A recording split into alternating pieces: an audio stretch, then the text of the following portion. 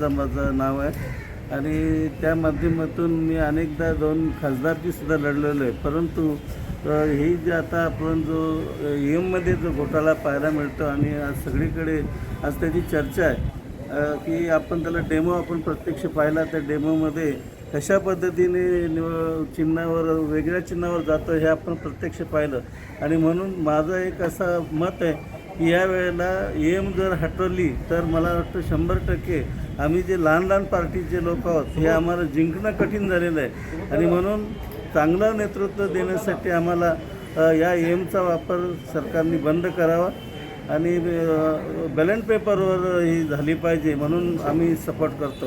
सरकारला काय इशारा देऊ इच्छिता आज या ठिकाणी? EM जर बंद झाली नाही तर आम्ही निवडणूक आम्ही होऊ देणार नाही. यावेळेला सगळे लोक सज्ज आहेत आणि प्रत्येक माणूस त्याच्या विरोधात उतरेल कारण अनेक लोकांना EM नको आहे. त्यामुळे आम्ही नक्कीच संघर्ष करू. धन्यवाद.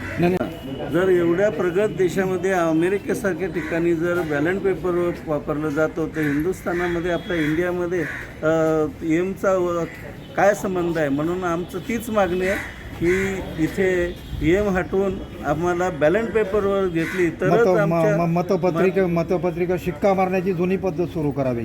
मतपत्रिकेवर शिक्का मारण्याची जुनी जी पद्धत आहे तीच करावी असे आमचं मत. जर्मनीमध्ये आहे, आणखी काही युरोपियन देशामध्ये आहे, अनेक सर्व देशात इकडे बाहेरगावी आहे तसंच आहे आणि फक्त हिंदुस्थानात जो वापरला जातो हा अन्याय आहे जनतेवर आणि सर्व जनतेची इच्छा आहे. इंडियामध्ये कोणालाही मान्य म्हणजे नाही. EVM जे मशीन आहे ती मतदानाची पद्धत आहे ती सदोष आहे, तुमचं असं म्हणणं आहे का? नक्कीच ती जी EMची पद्धत आहे ती चुकीची पद्धत आहे आणि बॅलेट पेपरच हाच एक पर्याय त्याला आहे आणि त्याच्यातून एक खरं जे काय ते सत्य पुढे येतं, सत्य लोकमत बाहेर येतं. धन्यवाद.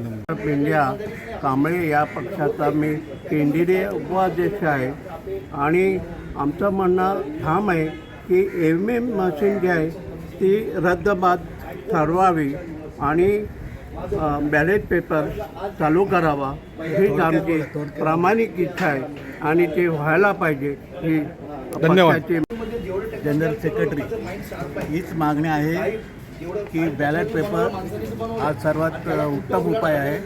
EVM हटाव देशभर आमची मागणी आहे. बस. धन्यवाद.